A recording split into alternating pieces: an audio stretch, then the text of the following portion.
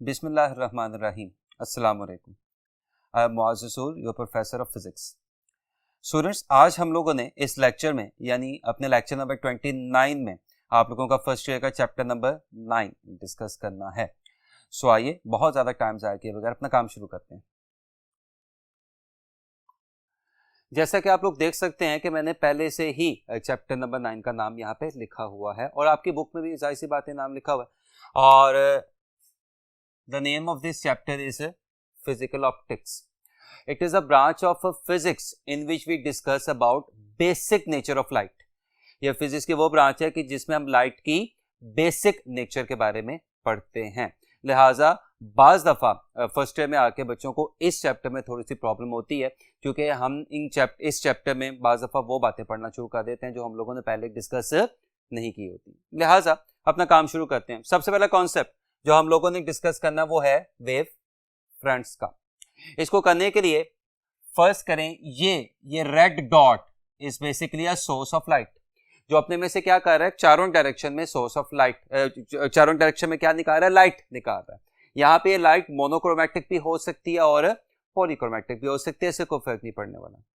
अब मैंने क्या किया है कि मैंने इस सोर्स के गिर्द तीन सर्कल्स अस्यूम कर लिए और उनको नाम दे दिया, सर्कल 1 का, सर्कल 2 का एंड सर्कल 3 का। आप देख सकते हैं कि सोर्स इन तमाम सर्कल्स के बिल्कुल सेंटर में लाई कर रहा है, यानी ये तमाम सर्कल्स कंसेंट्रिक सर्कल्स हैं। वो अलग बात आपको नजर आ रहा है कि सर्कल 1 का रेडियस सबसे कम है, इसका मतलब सर्कल 1 पे मौजूद 1 2 3 और इन 4 पार्टिकल्स का सोर्स से फासला सबसे कम होगा। सर्कल 2 का रेडियस उससे ज्यादा और सर्कल 3 का रेडियस सबसे ज्यादा, इसका मतलब सर्कल 3 पे मौजूद 1 2 3 और इन 4 पार्टिकल्स का सोर्स से फासला सबसे ज्यादा होगा। अब आपको पता है लाइट कौन सी वेव होती है, transverse waves, electromagnetic transverse wave, तो जो जब मीडियम में से क्या करती है, पास करती है, तो पार्टिकल्स को क्या करवाना शुरू कर देती है, अपनी डायरेक्शन के परपेंडिकुलर वाइब्रेट करवाना शुरू कर देती है। इसका मतलब क्या होगा कि जब सोर्स से निकली हुई लाइट सर्कल 1 के पार्टिकल्स में से पास करेगी तो वो क्या करना शुरू कर देंगे, वाइब्रेट करना शुरू कर देंगे। इसी तरह जब सोर्स से निकली हुई लाइट सर्कल 2 के पार्टिकल्स में से पास करेगी तो वो भी क्या करना शुरू कर देंगे, वाइब्रेट करना शुरू कर देंगे। And same can be said about circle number 3। लेकिन आप मेरे से एग्री करेंगे कि सबसे पहले सर्कल 1 के पार्टिकल्स वाइब्रेट करना शुरू करेंगे, उसके बाद सर्कल 2 के, उसके बाद सर्कल 3 के। और आप मेरे से यहां पर भी एग्री करेंगे कि सर्कल 1 का जब एक पार्टिकल वाइब्रेट करना शुरू करेगा तो सर्कल 1 के तमाम पार्टिकल्स भी बिल्कुल उसी तरह वाइब्रेट करना शुरू करेंगे। क्यों? क्योंकि सर्कल 1 पे मौजूद तमाम पार्टिकल्स का सोर्स से फासला बिल्कुल क्या है, सेम है। याद रखिएगा, ये रेड डॉट एस ये सोर्स है, ये जो रेड लाइंस लगी हुई हैं these are rays, this is source, these are rays. ये जो ब्लू कलर के डॉट्स लगे हुए हैं ये these are particles of the medium.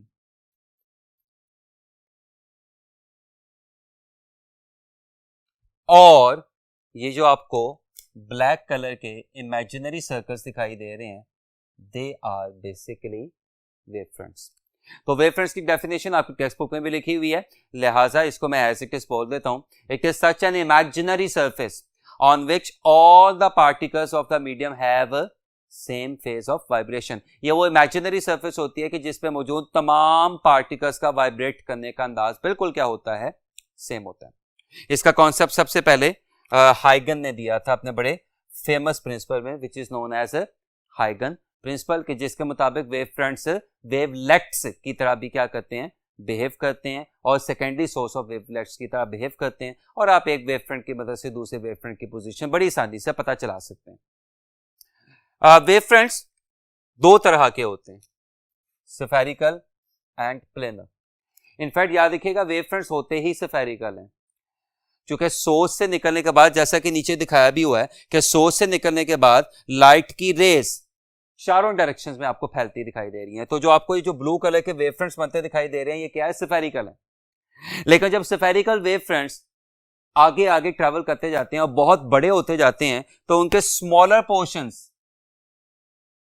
Almost straight line की तरह बिहेव करना शुरू कर देते हैं, ऑलमोस्ट स्ट्रेट लाइन की तरह बिहेव करना शुरू कर देते हैं. तो the smaller portions of the larger spherical wave fronts which are behaving almost like a straight line are known as planar wave fronts.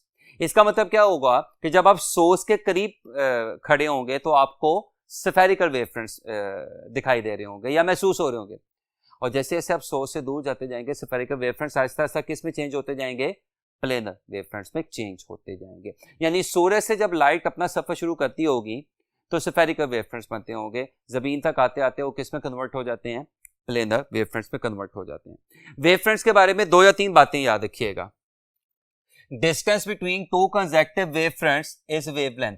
2 लगातार वेव फ्रंट्स के दरमियान का फासला वेवलेंथ कहलाता है. यहां पे भी 2 लगातार वेव फ्रंट्स के दरमियान का फासला वेवलेंथ कहलाएगा. Remember these are spherical wave fronts and these are planar wave fronts. Number 2, a ray is always perpendicular to wave front. Ray यानी रेड कलर की जो आपको दिखाई दे रही है अपने वेव फ्रंट यानी ब्लू कलर के सर्कल का हमेशा क्या होगी, परपेंडिकुलर होगी. Number 3, radius of curvature for planar wave front is always infinity. Planar wave fronts के लिए रेडियस ऑफ कर्वेचर हमेशा क्या अस्यूम किया जाता है, इंफिनिटी अस्यूम किया जाता है. नेक्स्ट जो कॉन्सेप्ट हम लोगों ने देखना वो इंटरफेरेंस ऑफ लाइट.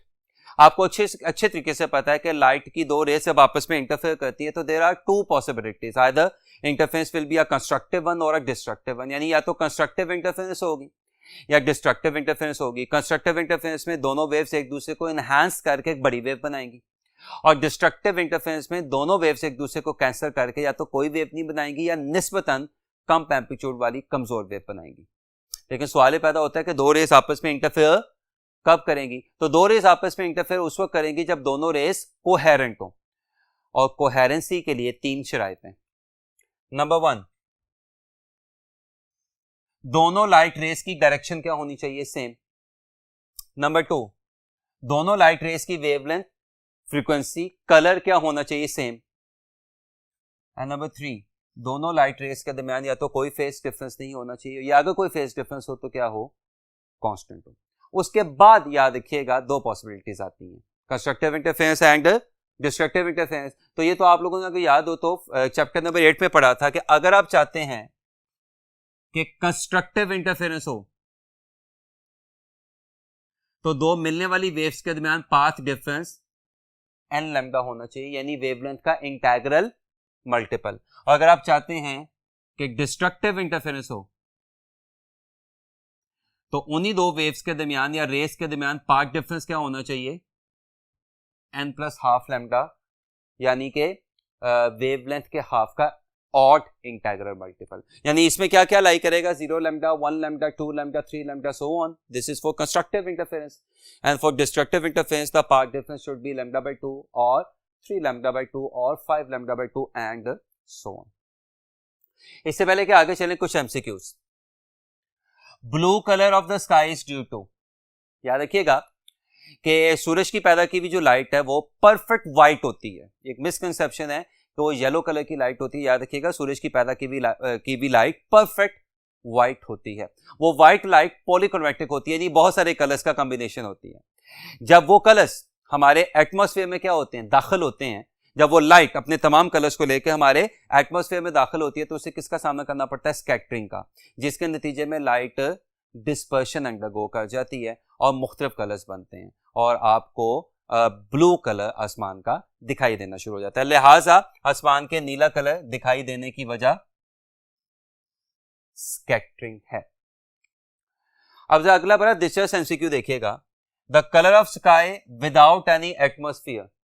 तो याद रखिएगा अगर हमारी जमीन के गिर्द एटमॉस्फेयर ना हो, हवा ना हो कि जिसमें हम सांस ले रहे हैं, जिसकी मौजूदगी में हमारे ऊपर एक एटमॉस्फेरिक प्रेशर लग रहा है जो हमारे ब्लड प्रेशर को मेंटेन कर रहा है, अगर एटमॉस्फेयर ना हो तो फिर व्हाइट लाइट हमारी अर्थ की तरफ आते हुए स्कैटर या डिस्पर्स नहीं होगी, अपने कलर्स में याद रखिएगा कि स्प्लिट नहीं होगी, जिसका मतलब आपको आसमान का ओरिजिनल कलर दिखाई देगा. And original colour of the sky is black.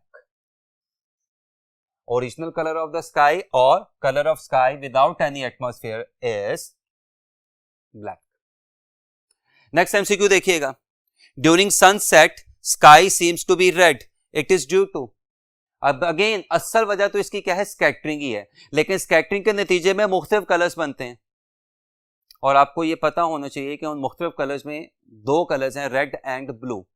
याद रखिएगा, रेड कलर अपनी लॉन्गर वेवलेंथ की वजह से कम स्कैटर होता है और ब्लू कलर अपनी कंपैरेटिवली शॉर्टर वेवलेंथ की वजह से ज्यादा स्कैटर हो जाता है। इसका मतलब ब्लू कलर हमारी आंख से डेविएट कर जाता है और रेड कलर हमारी आंख तक आना शुरू हो जाता है। यही वजह है कि सनसेट या सनराइज दोनों सिचुएशन में आपको आसमान का कलर जो है वो रेडिश दिखाई देता है और उसकी वजह रेड का कम स्कैटर होना है और ब्लू का ज्यादा स्कैटर होना है। आपके इस एमसीक्यू का आंसर क्या आएगा, delta. Red scatters least and blue scatters most. Next MCQ देखिएगा, a red book kept in a green light appears to be. एक रेड बुक है, उसे आपने कहां पे रखा हुआ है, एक ऐसे कमरे में रखा हुआ है कि जो ग्रीन लाइट कंटेन कर रहा है, तो आपको रेड बुक कैसे दिखाई देगी। मैं इसको समझाने के लिए इस रेड मार्कर से आपको कुछ समझाने की कोशिश करता हूं। ये रेड मार्कर का जो आपको टिप है, ये रेड इसलिए दिखाई दे रहा है कि इस वक्त इस कमरे में व्हाइट यानी सफेद रोशनी यूज की गई है। जब सफेद रोशनी इस पे क्या करती है, फॉल करती है, तो ये जो रेड कलर का टिप है, ये जो कैप है, ये उस सफेद रोशनी में छुपे हुए तमाम कलर्स को क्या कर लेती है, अब्सॉर्ब कर लेती है, स्वाए रेड कलर के। रेड को ये क्या कर देती है, रिफ्लेक्ट कर देती है।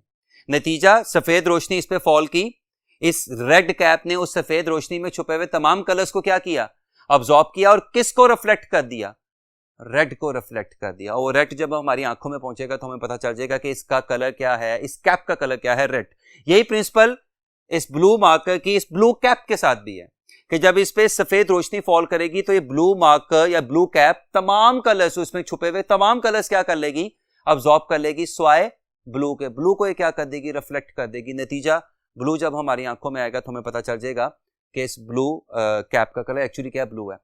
लेकिन व्हाट इफ कि मैं इस रेड मार्कर को इस कमरे में देखने की कोशिश कर रहा हूं और कमरे में सिर्फ कौन सी लाइट मौजूद है, ग्रीन, जैसा कि सवाल में भी है, अ रेड बुक या red marker kept in a green light appears to be. अब क्या होगा, अब ये होगा कि जब ग्रीन लाइट इस पे क्या करेगी, फॉल करेगी, तो ये जो रेड कलर है उस ग्रीन लाइट को क्या कर लेगा, अब्सॉर्ब कर लेगा।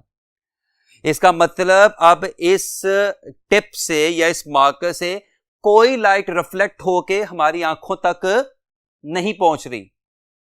Absence of light is darkness. इसका मतलब जब हमारी आंखों तक कोई लाइट नहीं पहुंच रही होगी तो इस ग्रीन कलर की लाइट में मौजूद रेड कलर का मार्कर या रेड कलर की बुक आपको कैसे दिखाई देगी, डेल्टा यानी ब्लैक दिखाई देगी। नेक्स्ट एमसीक्यू देखिएगा, the twinkling of stars is due to. सितारों का झिलमिलाना, सितारों का ऑन ऑफ होते हुए बल्ब की तरह बिहेव करना किस वजह से होता है, तो ऑफ कोर्स इसका आंसर है delta, non uniform density of atmosphere. हमारे एटमॉस्फेयर की डेंसिटी, एयर की डेंसिटी कह लें या एटमॉस्फेयर की डेंसिटी कह लें, हर जगह पे सेम नहीं है। कई जगह पे एयर की डेंसिटी या एटमॉस्फेयर की डेंसिटी ज्यादा हो जाती है और कई जगहों पे एयर की डेंसिटी यानी एटमॉस्फेयर की डेंसिटी क्या हो जाती है, कम हो जाती है। इसका मतलब कई जगहों पे सितारों से आने वाली लाइट ब्लॉक हो जाएगी या सेमी ब्लॉक हो जाएगी और कई जगहों पे सितारों से आने वाली लाइट आसानी से क्या कर जाएगी, पास कर जाएगी। यही वजह है कि हमें वो सितारे ट्विंकल करके यानी झिलमिलाते हुए दिखाई देते हैं। आपके इस एमसीक्यू का आंसर होगा non uniform density of atmosphere. Next topic हम लोगों ने करना है उस चैप्टर का बहुत मशहूर और बड़ा अहम आर्टिकल होता था, Young's double slit experiment. British scientist था थॉमस एल्बर्ट यंग कि जिसने 1801 में ये प्रैक्टिकल परफॉर्म किया था। प्रैक्टिकल के मुताबिक फर्स्ट करें, आपके पास ये दो स्लिट्स हैं S1 और S2 जिनके दरमियान फासला कितना है D। इनसे L फासले पे हमने क्या रखी हुई है, स्क्रीन रखी हुई है और स्क्रीन का सेंटर क्या है O। वैसे तो इस एक स्लिट में से बहुत सारी लाइट की रेस क्या कर रही होगी, पास कर रही होगी, but for the sake of simplicity we have assumed कि दोनों स्लिट्स में से एक एक रे जा रही है, रे 1 और रे 2। ये जो दोनों रेज हैं ये एक ही सोर्स की पैदा की हुई है। याद रखिएगा, पीछे सोर्स क्या है, सेम है। तो ये जो दोनों रेज हैं ये एक ही सोर्स की पैदा की हुई है, इनकी डायरेक्शन, इनका कलर, इनके फेस, सारे पैरामीटर्स क्या हैं, सेम है। तो ये पी पॉइंट पे पहुंच के आपस में क्या कर जाएंगी, इंटरफेयर कर जाएंगी। अब सवाल ये पैदा होता है कि पी पॉइंट पे पहुंच के ये कैसे इंटरफेयर करेंगे, कंस्ट्रक्टिव या डिस्ट्रक्टिव। तो उसके लिए कंस्ट्रक्टिव या डिस्ट्रक्टिव इंटरफेरेंस की शराइत आ जाती है, और वो शराइत क्या है कि अगर पी पॉइंट पे पहुंचने वाली इन दोनों रेस के दरमियान पाथ डिफरेंस, जैसे कि मैंने भी आपको बताया, एन लैम्डा हो, यानी वेवलेंथ का इंटीग्रल मल्टीपल हो, तो पी पॉइंट पे पहुंच के दोनों रेस आपस में क्या करेंगी, कंस्ट्रक्टिव इंटरफेरेंस करेंगी। फर्स्ट करें, इस पी पॉइंट का सेंटर से फासला क्या है, y। तो मैक्सिमा यानी ब्राइट फ्रिंज के लिए, यानी उस जगह के लिए कि जहां पे रेस आपस में क्या कर रही हैं, कंस्ट्रक्टिव इंटरफेरेंस कर रही हैं, पोजीशन का फॉर्मूला क्या होता है, yn equals n l lambda over t। n order of the interference है, l क्या है, स्क्रीन का स्लिट से ये फासला, लैम्डा क्या है, यूज होने वाली लाइट की वेवलेंथ, और d क्या है, दोनों स्लिट्स के दरमियान का फासला, जबकि n क्या है, 0 plus -1 plus -2 and so on. इसका मतलब क्या हुआ, इसका बड़ा सिंपल सा मतलब हुआ, अगर मैं n की जगह क्या रिप्लेस कर दूं, 0, तो जब मैं n की जगह 0 रिप्लेस करूंगा तो पहला मैक्सिमा आपको कहां पे दिखाई दे रहा है, 0 पे, यानी O पे। इसका मतलब स्क्रीन का सेंटर यानी O हमेशा क्या होगा, मैक्सिमा। अगर मैंने दूसरा मैक्सिमा निकालना हो तो n की जगह क्या रिप्लेस होगा, 1, तो दूसरा मैक्सिमा कहां पे आएगा, l लैम्डा ओवर d। अगर मैंने तीसरा मैक्सिमा निकालना हो तो n की जगह क्या रिप्लेस होगा, 2, तो तीसरा मैक्सिमा कहां पे आएगा, 2 l lambda over d and so on. लेकिन अगर हम चाहते हैं कि इस पॉइंट पे पहुंचने वाली दोनों रेस आपस में पहुंच के क्या पैदा करें, डिस्ट्रक्टिव इंटरफेरेंस पैदा करें, तो डिस्ट्रक्टिव इंटरफेरेंस के लिए इन दोनों रेस का आपस में path difference n plus half lambda होना चाहिए, और स्क्रीन पे मौजूद किसी भी डार्क फ्रिंज या मिनिमा की पोजीशन का फॉर्मूला होता है ये। अब जरा ध्यान से देखें, अगर मैं फर्स्ट मिनिमा की वैल्यू निकालने के लिए n क्या रिप्लेस करूं, 0, तो यहां पे n की जगह क्या आएगा, 0, और आंसर क्या आएगा, 0.5 l लैम्डा ओवर d। अगर मैं सेकंड मिनिमा निकालने के लिए n 1 रिप्लेस करूं तो यहां पे n की जगह क्या आएगा, 1, तो 1 प्लस 1/2 इज 3/2 और 1.5 l lambda over d and so on. तो अगर आप मैक्सिमास और मिनिमास की पोजीशन देखें तो स्क्रीन पे आपको एक पैटर्न सा बनता दिखाई दे रहा है, और पैटर्न किस तरह से आपको बनता दिखाई दे रहा है कि स्क्रीन का सेंटर हमेशा क्या होगा, मैक्सिमा, उससे ऊपर क्या आएगा, मिनिमा, उससे ऊपर क्या आएगा, मैक्सिमा एंड सो ऑन। इस तरह से आपको स्क्रीन पर मैक्सिमा और मिनिमास का एक पैटर्न सा मिल जाएगा, एक जो जीब्रा क्रॉसिंग से मिलता जुलता होगा, जिसमें सेंटर हमेशा कहां पे लाई कर रहा होगा, मैक्सिमा पे लाई कर रहा होगा। अब यहां पे एक और बात याद रखिएगा कि अगर सेंटर से ऊपर 7 फ्रिंजेस मौजूद हैं तो सेंटर से नीचे भी 7 फ्रिंजेस मौजूद होंगी, तो इसका मतलब ओवरऑल स्क्रीन पर कितनी फ्रिंजेस हो जाएंगी, 15। क्यों, सेंटर से ऊपर 7, सेंटर से नीचे 7, 7 प्लस 7 14, और सेंटर वाली मिला के कितनी बन गई, 15। कोई सी दो लगातार मैक्सिमास, कोई से दो लगातार मिनिमास, कोई सी दो कंसेक्टिव ब्राइट फ्रिंजेस या कोई से दो कंसेक्टिव डार्क फ्रिंजेस के दरमियान का फासला फ्रिंज विड्थ या फ्रिंज स्पेसिंग कहलाता है, जो किसके बराबर होता है, delta y equals L lambda over D. Delta y क्या है, स्क्रीन पे मौजूद कोई सी दो लगातार ब्राइट और डार्क फ्रिंजेस के दरमियान का फासला। एल मैं पहले ही बता चुका हूं, स्क्रीन का स्लिट से फासला। लैम्डा क्या है, यूज होने वाली लाइट की वेवलेंथ, और डी क्या है, दोनों स्लिट्स के दरमियान का डिस्टेंस। इससे पहले कि आगे लेके चलें अपने काम को, थोड़ा सा हम एक कुछ एमसीक्यू से डिस्कस कर लेते हैं। In if YDSE is shifted from air to water then the fringe spacing. अगर आप यंग्स एक्सपेरिमेंट को एयर से उठा के कहां पे ले गए हैं, पानी में ले गए हैं, तो बताएं फ्रिंज स्पेसिंग पे क्या फर्क पड़ेगा। तो याद रखिएगा, स्पीड रिफ्रैक्टिव इंडेक्स के इनवर्सली प्रोपोर्शनल होती है, जबकि स्पीड वेवलेंथ के डायरेक्टली प्रोपोर्शनल होती है। और अभी हमने पढ़ा कि वेवलेंथ फ्रिंज विड्थ के डायरेक्टली प्रोपोर्शनल होती है।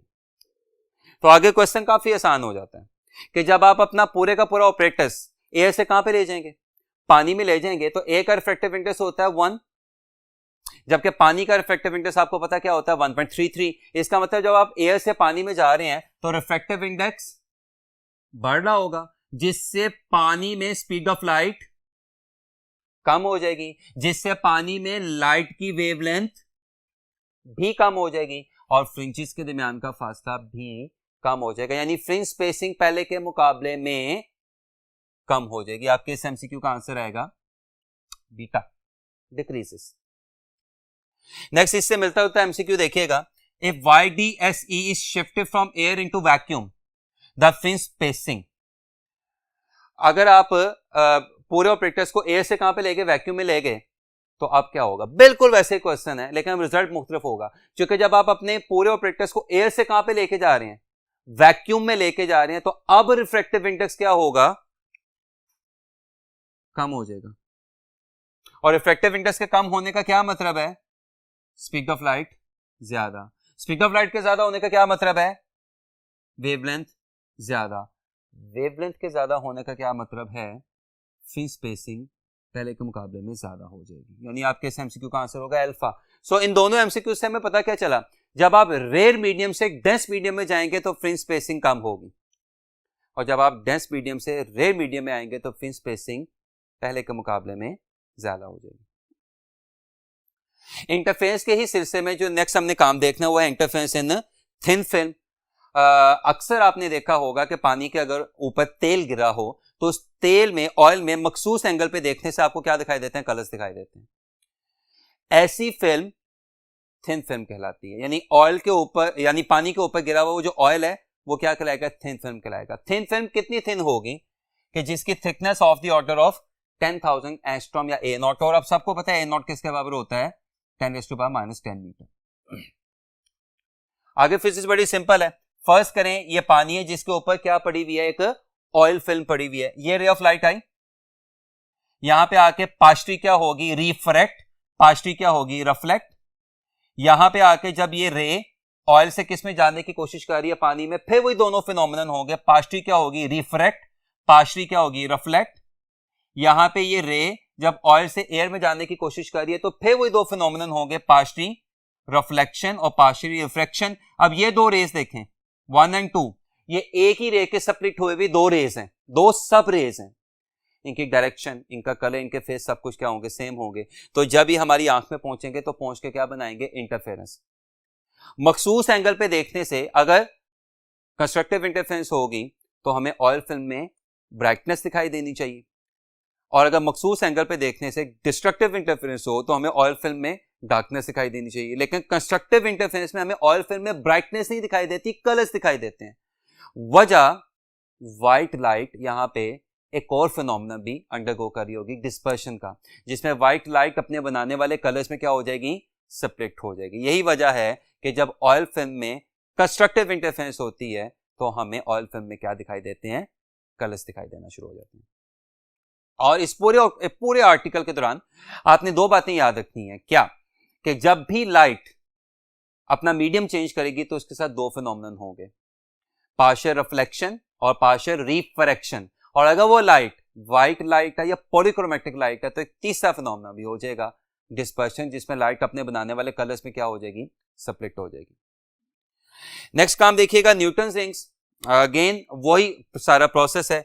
ये आपके पास एक इंक्लाइंड आपको एक मिरर दिखाई दे रहा है। This is simple convex lens, this is microscope, this is plano या mono convex lens, and this is completely reflecting glass mirror और प्लेट।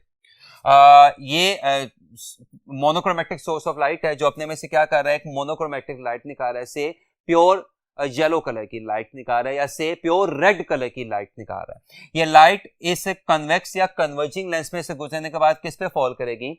इस ग्लास प्लेट पे। अगेन यहां पे क्या होगी? पार्शियल रिफ्लेक्शन, इसका पार्शियल हिस्सा ऊपर की तरफ क्या कर जाएगा? रिफ्लेक्ट। यहां पे क्या होगी? पार्शियल रिफ्रैक्शन, इसका पार्शियल हिस्सा नीचे की तरफ क्या करेगा? रिफ्रैक्ट, और नीचे से जर्नी करके किधर जाएगा? ऊपर। रे 1 और रे 2, रे 1 भी ऊपर जा रही है, रे 2 भी इवेंचुअली ऊपर जा रही है। दोनों रेस एक ही रे के सेपरेट हुए हिस्से हैं, और ये फिर माइक्रोस्कोप में पहुंच के आपस में क्या पैदा कर देगा? इंटरफेरेंस। जस्ट इमेजिन जब बहुत सारी रेस यही काम कर रही होगी तो कहीं किसी जगह पे कंस्ट्रक्टिव इंटरफेरेंस होगी, किसी जगह पे डिस्ट्रक्टिव इंटरफेरेंस होगी, और आपको एक डार्क और ब्राइट सर्कल्स का कॉम्बिनेशन मिल जाएगा इस शक्ल का, which is known as Newton rings, कि जिसमें सेंटर स्पॉट कि जहां पे एयर फिल्म की थिकनेस क्या होती है? 0 होती है, वहां पे कौन सी इंटरफेरेंस होती है? डिस्ट्रक्टिव। लेकिन याद रखिएगा, अगर मैं ये कंप्लीटली रिफ्लेक्टिंग मिरर, ये वाला कंप्लीटली रिफ्लेक्टिंग मिरर क्या कर दूं, रिमूव कर दूं, यूं, ये हटा दिया, राइट। तो अब भी न्यूटन रिंग्स बनेंगे, लेकिन अब जो सेंटर वाला स्पॉट होगा वो ब्राइट होगा।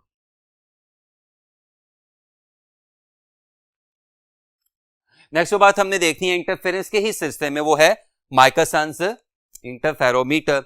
अगेन दो ग्लास प्लेट्स आपको दिखाई दे रही है, G1 and G2। G2 is known as compensator. ये उसी मटेरियल की बनी होती है जिसकी G1 बनी हुई है, बस G1 याद रखिएगा हाफ सिल्वर्ड ग्लास प्लेट है। M1 और M2 ये आपको मूवेबल मिरर्स दिखाई दे रहे हैं। This capital M represents microscope. आगे फिजिक्स फिर वही है। मोनोक्रोमेटिक सोर्स ऑफ लाइट अपने में से क्या निकालेगा, एक monochromatic source of light, ray of light निकालेगा। वो यहाँ पे आके पार्शियल रिफ्लेक्ट होगी, पार्शियल रिफ्लेक्ट होगी। दिस इज रे 1, दिस इज रे 2, दोनों रे 1 M1 से टकरा के, रे 2 M2 से टकरा के इवेंचुअली दोनों रेस किधर आएंगी, नीचे माइक्रोस्कोप की तरफ आएंगी। और फिर वही बात, जब बहुत सारी रेस यही काम कर रही होंगी तो आपको एक पैटर्न मिल जाएगा जिसमें कंस्ट्रक्टिव और डिस्ट्रक्टिव दोनों इंटरफेरेंस लाई कर रही होंगी, कि जिसकी शक्ल कुछ इस किस्म की होगी, and so on. Dark lines किसको शो कर रही है, मिनिमा को यानी डिस्ट्रक्टिव इंटरफेरेंस को। ब्राइट लाइन किसको शो कर रही है, मैक्सिमा को यानी कंस्ट्रक्टिव इंटरफेरेंस को। माइकलसन इंटरफेरोमीटर का गवर्निंग फॉर्मूला ये, इसमें लैम्डा क्या है, यूज होने वाली लाइट की वेवलेंथ। इसमें कैपिटल एल क्या है, मूवेबल मिरर का मूव करवाया हुआ फासला। और इसमें एन क्या है, उस मिरर को मूव करवाने की वजह से जो नंबर ऑफ फ्रिंजेस शिफ्ट हो रही हैं उनकी तादाद। माइकलसन इंटरफेरोमीटर बेसिकली किसी अननोन लाइट की वेवलेंथ को कैलकुलेट करने के लिए भी यूज हो सकता है, और बहुत छोटे प्रिसाइज डिस्टेंसेस को ऑफ द ऑर्डर ऑफ 10⁻⁷, 10⁻⁸, 10⁻⁹ तक के मीटर्स तक के डिस्टेंसेस को मेजर करने के लिए भी यूज हो सकता है। माइकलसन इंटरफेरोमीटर के सिलसिले में एक एमसीक्यू जरा देखिएगा। In Michelson interferometer the distance move by the movable mirror is λ/2, then how many fringes will be shifted. तो फॉर्मूला आप लोगों के सामने है, L इक्वल्स n λ/2। n है नंबर ऑफ फ्रिंजेस जो आप लोगों ने क्या करनी थी, फाइंड करनी थी। लैम्डा है यूज होने वाली लाइट की वेवलेंथ, λ/2 वैसे का वैसा। L क्या है, मूवेबल मिरर को मूव करवाया हुआ फासला, कितना फासला आपने मूव करवाया, λ/2 कैंसिल हो जाएगा, तो कितनी फ्रिंजेस आपको शिफ्ट होती दिखाई देंगी, सिर्फ एक। यानी आपके इस एमसीक्यू का आंसर क्या होगा, अल्फा। व्हाइट बोर्ड दोबारा शुरू करते हैं।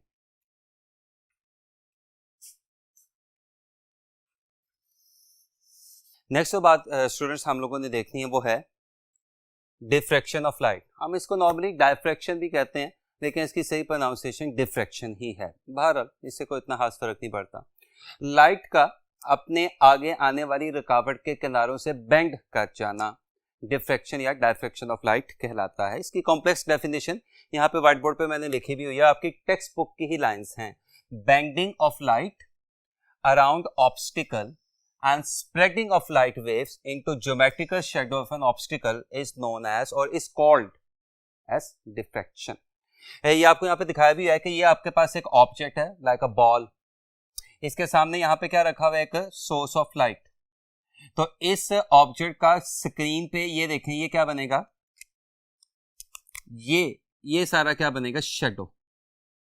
और इस शेडो के सेंटर पे यहाँ पे आपको लाइट मिक्स होती दिखाई दे रही है। और ये उसी सूरत में पॉसिबल है जब लाइट की रेस इस ऑब्स्टिकल या इस ऑब्जेक्ट के किनारों से क्या कर जाएं, बेंड कर जाएं। और यही फिनोमिनन जैसा कि मैंने आपको बताया क्या कहलाता है, डिफ्रैक्शन ऑफ लाइट कहलाता है। एंड याद रखिएगा diffraction is basically wave nature of light. आपको अच्छे तरीके से आइडिया है कि लाइट की डुअल नेचर होती है। कई फिनोमिनन में लाइट कैसे बिहेव करती है, like a particle. For example second year में चैप्टर नंबर 19 में आपने फोटो इलेक्ट्रिक इफेक्ट पढ़ा होगा, आपने कॉम्पटन्स स्कैटरिंग पढ़ी होगी। इसमें लाइट कैसे बिहेव करती है, लाइक अ पार्टिकल। लेकिन इंटरफेरेंस हो जाए, डिफ्रैक्शन हो जाए, रिफ्रैक्शन हो जाए, रिफ्लेक्शन हो जाए, ये स्कैटरिंग हो जाए, वो तमाम फिनोमिनन है कि जिनमें लाइट कैसे बिहेव करती है, like a wave. And diffraction is again one of those phenomena in which light behaves like a wave। Next जो बात हम लोगों ने देखनी है वो है diffraction through a narrow slit. अभी आपके सामने मैंने एक नैरो स्लिट बनाई हुई है कि जिसकी चौड़ाई यानी विड्थ कितनी है d। अब जाहिर सी बात है कि नैरो स्लिट इतनी बड़ी नहीं होती, तो इसका क्या दिखाया गया है, माइक्रोस्कोपिक व्यू दिखाया गया। ये स्लिट इंतहाई छोटी है, लेकिन इस छोटी स्लिट में से भी लाइट की बहुत ज्यादा रेस क्या कर रही होंगी, पास कर रही होंगी। मैंने एग्जाम्पल के तौर पे कुछ 4 या 5 रेस आपके सामने ड्रॉ कर दी हैं। कन्वेक्स लेंस इन तमाम रेस को स्क्रीन के एक पॉइंट पे कन्वर्ज करवाने की कोशिश करेगा। फिर वही बात, जहां पे कंस्ट्रक्टिव इंटरफेरेंस होगी वहां पे ब्राइटनेस, जहां पे डिस्ट्रक्टिव इंटरफेरेंस होगी वहां पे डार्कनेस, और आपके पास बिल्कुल उसी तरह ब्राइट और डार्क फ्रिंजेस का क्या आ जाएगा, पैटर्न आ जाएगा, जैसा कि आपने न्यूटन रिंग्स में देखा था, जैसा कि आपने माइकलसन इंटरफेरोमीटर में भी देखा था। लेकिन ज्यादा अहम बात जो मैं करने लगा हूं वो ये है कि जो इक्वेशन आपको लिखी दिखाई दे रही है, d sin theta is equal to n lambda, जिसमें d क्या है स्लिट की विड्थ, n क्या है ऑर्डर ऑफ डिफ्रैक्शन, और लैम्डा क्या है यूज होने वाली लाइट की वेवलेंथ। नॉर्मली ये कंडीशन किसको शो करती है, कंस्ट्रक्टिव इंटरफेरेंस को, लेकिन नैरो स्लिट के लिए ये कंडीशन किसको शो कर रही है, डिस्ट्रक्टिव इंटरफेरेंस को।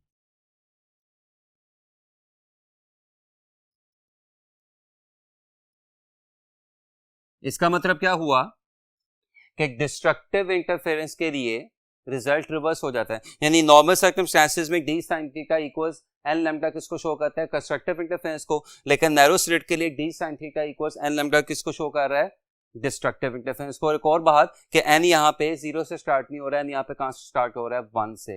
तो आपको ये रिजल्ट नॉर्मल रिजल्ट से हर लिहाज से क्या दिखाई दे रहा है, मुख्तलिफ दिखाई दे रहा है। नेक्स्ट जो बात हम लोगों ने करनी है वो है डिफ्रैक्शन ग्रेटिंग। ना इसको समझने के लिए फर्ज करें कि मेरे पास ये एक ग्लास या प्लास्टिक की स्लैब है, प्लेट है, शीशे या प्लास्टिक की एक क्या है, प्लेट है। मैं क्या करता हूं कि इस पे किसी डायमंड या कटर की मदद से इस तरह से स्क्रैचेस लगा देता हूं, यूं, ये स्क्रैचेस हैं।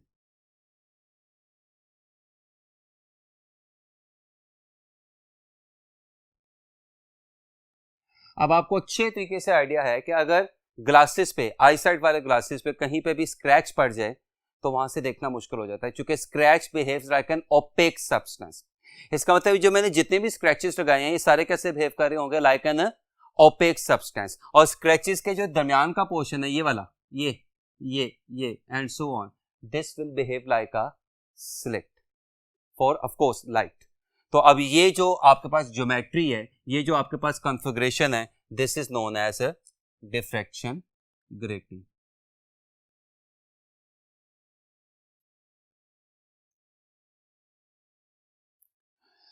कोई सी दो स्लिट्स के दरमियान का फासला, डिफ्रैक्शन ग्रेटिंग पे मौजूद कोई सी दो स्लिट्स के दरमियान का फासला, यानी अगर एक स्लिट है ये, दूसरी स्लिट है ये, तो इनके मीन सेंटर्स के दरमियान का ये फासला d कहलाएगा, और ग्रेटिंग एलिमेंट जो किसके बराबर होता है, l ओवर n।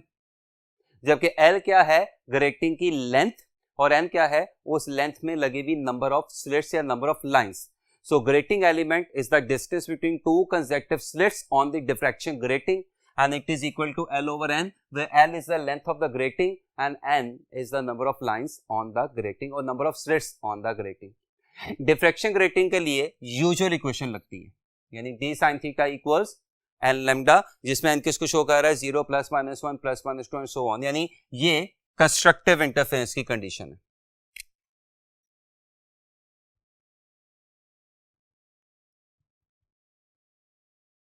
जैसा कि मैं पहले बता चुका हूं कि d किसको शो कर रहा है, दो स्लिट्स के दरमियान के फासले को, n किसको शो कर रहा है, ऑर्डर ऑफ डिफ्रैक्शन को, लैम्डा किसको शो कर रहा है, यूज होने वाली लाइट को। तो आपको नैरो स्लिट और डिफ्रैक्शन ग्रेटिंग रिजल्ट रिवर्स दिखाई दे रहे हैं। ये इक्वेशन नैरो स्लिट में किसको शो करती है, डिस्ट्रक्टिव इंटरफेरेंस को, उसमें n कहां से स्टार्ट हो रहा होता है, 1 से। जबकि यही इक्वेशन डिफ्रैक्शन ग्रेटिंग के लिए किसको गवर्न कर रही है, कंस्ट्रक्टिव इंटरफेरेंस को, और यहां पे n कहां से स्टार्ट हो रहा है, 0 से। अगला जो हमारा कॉन्सेप्ट है जो हम लोगों ने देखना है वो है diffraction of X-rays by crystal. ध्यान से सुनिएगा, X-rays are basically electromagnetic waves.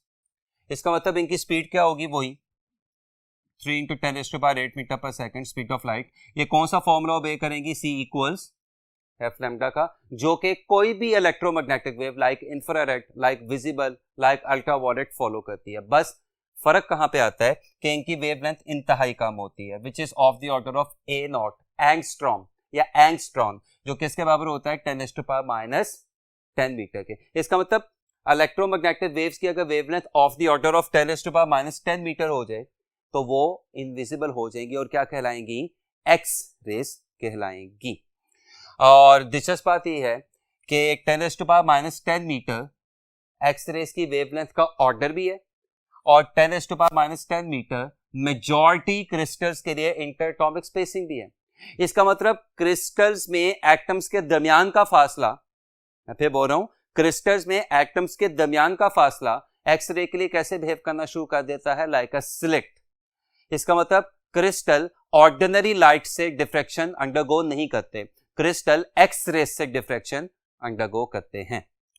और क्रिस्टल्स की जो डिफ्रैक्शन होती है एक्स रेस के साथ, वो कौन सी इक्वेशन गवर्न करती है, 2d sin theta equals n lambda, जबकि इसमें d क्या है, इंटरएटॉमिक या इंटरप्लेनर स्पेसिंग, यानी क्रिस्टल्स के एटम्स के दरमियान का फासला या क्रिस्टल्स के प्लेन्स के दरमियान का फासला, n है ऑर्डर ऑफ डिफ्रैक्शन और लैम्डा किसको शो कर रहा है, यूज होने वाली एक्सरे की वेवलेंथ को। This famous equation is known as Bragg's law.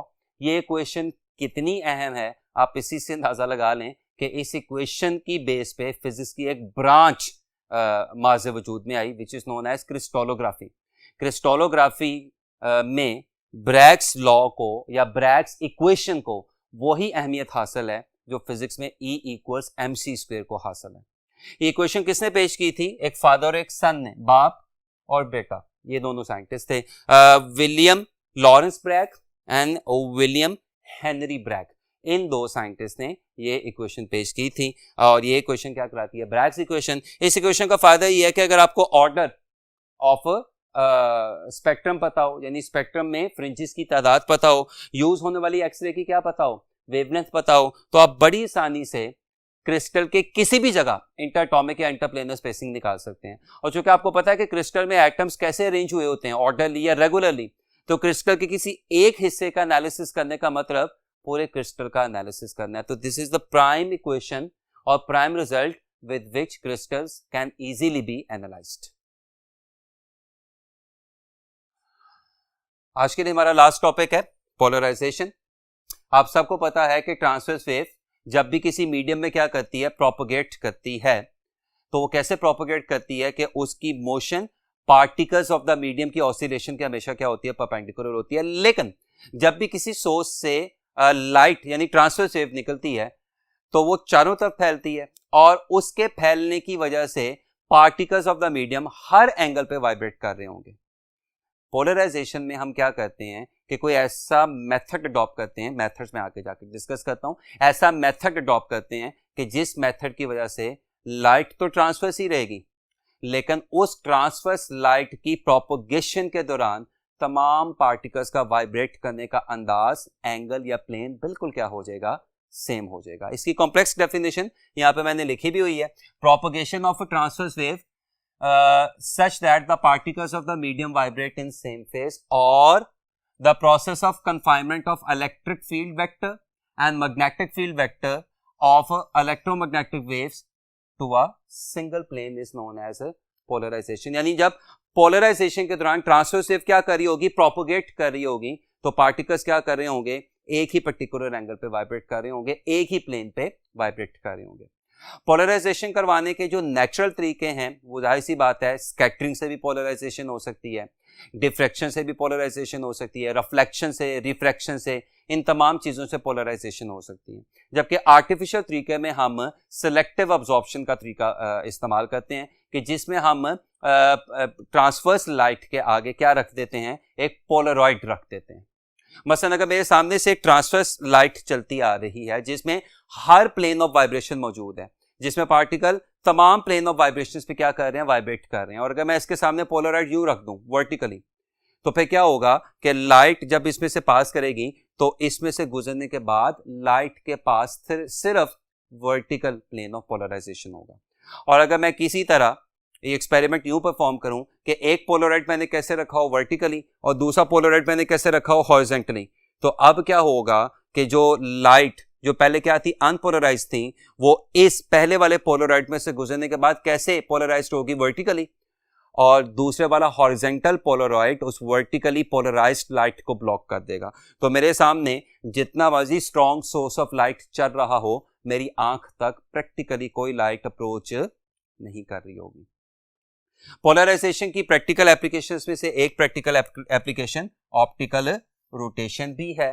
बाज़ दफा क्या होता है कि किसी क्रिस्टल में से गुजरते हुए या किसी सोल्यूशन में से गुजरते हुए, यानी आपने पानी में क्या कर दिया, चीनी मिक्स कर दिया, गन्ने का रस आपने सुना होगा, इनमें से गुजरते हुए बाज़ दफा क्या होता है कि एक पोलराइज्ड लाइट क्रिस्टल में से गुजरते हुए या सॉल्यूशंस में, बाद सॉल्यूशंस में से गुजरते हुए अपना प्लेन ऑफ पोलराइजेशन क्या कर जाती है, चेंज कर जाती है। पोलराइज्ड लाइट का क्रिस्टल या सॉल्यूशंस में से गुजरते हुए अपना प्लेन ऑफ पोलराइजेशन तब्दील कर जाना, चेंज कर जाना, क्या कहलाता है, ऑप्टिकल रोटेशन कहलाता है। और ऐसे क्रिस्टल्स या ऐसे स्ट्रक्चर्स या ऐसे सॉल्यूशंस ऑप्टिकली एक्टिव स्ट्रक्चर्स या ऑप्टिकली एक्टिव क्रिस्टल्स या ऑप्टिकली एक्टिव सॉल्यूशंस कहलाते हैं। आज का काम हम दो एमसीक्यूज के साथ वाइंड अप करने की कोशिश करेंगे, जिसके सिलसिले में पहला एमसीक्यू जरा देखिएगा, which of the following can not be polarised, इनमें से कौन पोलराइज्ड नहीं हो सकता। तो याद रखिएगा, पोलराइजेशन ट्रांसवर्स वेव की बेसिक प्रॉपर्टी है। लॉन्गिट्यूडनल या कॉम्प्रेशनल वेव्स कभी भी पोलराइज्ड नहीं हो सकती। अल्फा ऑप्शन देखें, UV rays they are electromagnetic and transverse rays. Beta देखें, X rays they are electromagnetic and transverse rays. Delta देखें, light is an electromagnetic and transverse wave. तो alpha beta delta polarisation undergo कर सकते हैं, जबकि सवाल किसका है, कौन पोलराइजेशन अंडरगो नहीं कर सकता। तो मैंने अभी क्या बताया, कॉम्प्रेशनल या लॉन्गिट्यूडनल वेव्स पोलराइजेशन अंडरगो नहीं कर सकती। And sound is a mechanical and compressional और लॉन्गिट्यूडनल वेव। आपके इस एमसीक्यू का आंसर क्या होगा, चार्ली, यानी sound waves can not undergo polarisation. आज का लास्ट एमसीक्यू देखिएगा, polarisation tells us that light is. Polarisation हमें क्या बताती है कि लाइट क्या है। बड़ा सिंपल सा एमसीक्यू हो गया, लेकिन इसमें प्रॉब्लम कहां पे आती है। अल्फा ऑप्शन देखें तो अल्फा ऑप्शन क्या है, इलेक्ट्रोमैग्नेटिक। आप सबको पता है लाइट इलेक्ट्रोमैग्नेटिक है। बीटा ऑप्शन देखें तो बीटा ऑप्शन क्या है, प्रोग्रेसिव। आप सबको पता है कि लाइट प्रोग्रेसिव वेव है जो एनर्जी ट्रांसफर करती है। चार्ली ऑप्शन देखें तो चार्ली क्या है, ट्रांसफर्स। तो आप सबको पता है कि लाइट ट्रांसफर्स वेव भी है। तो बाज दफा बचाए सोचते हुए कि अल्फा भी लाइट के लिए बिल्कुल सही है, बीटा भी लाइट के लिए बिल्कुल सही है और चार्ली भी लाइट के लिए बिल्कुल सही है, तो बाज दफा बचाए इस एमसीक्यू का answer delta all of this tick कर आता है। लेकिन याद रखिएगा, क्वेश्चन क्या है, polarisation tells us that light is. तो पोलराइजेशन आपको क्या बताती है कि लाइट ट्रांसफर्स वेव है। लेकिन अगर यही एमसीक्यू ऐसे होता, लाइट इज, मैं फिर बोल रहा हूं, अगर यही एमसीक्यू ऐसे होता लाइट इज, तो फिर याद रखिएगा लाइट इलेक्ट्रोमैग्नेटिक भी है, प्रोग्रेसिव भी है, ट्रांसवर्स भी है। फिर इस एमसीक्यू का आंसर क्या होना था, डेल्टा, यानी ऑल ऑफ दिस। तो मैं एक दफा फिर बोल दूं, polarisation tells us that light is, तो आंसर क्या आएगा, चार्ली, यानी ट्रांसवर्स। लेकिन अगर एमसीक्यू ऐसे हो, लाइट इज, तो फिर आपके इस एमसीक्यू का आंसर आएगा डेल्टा, यानी ऑल ऑफ दिस। होपफुली आज का लेक्चर आपको बहुत अच्छे तरीके से समझ आ गया होगा। अपना बहुत ज्यादा ख्याल रखिएगा। अल्लाह हाफिज।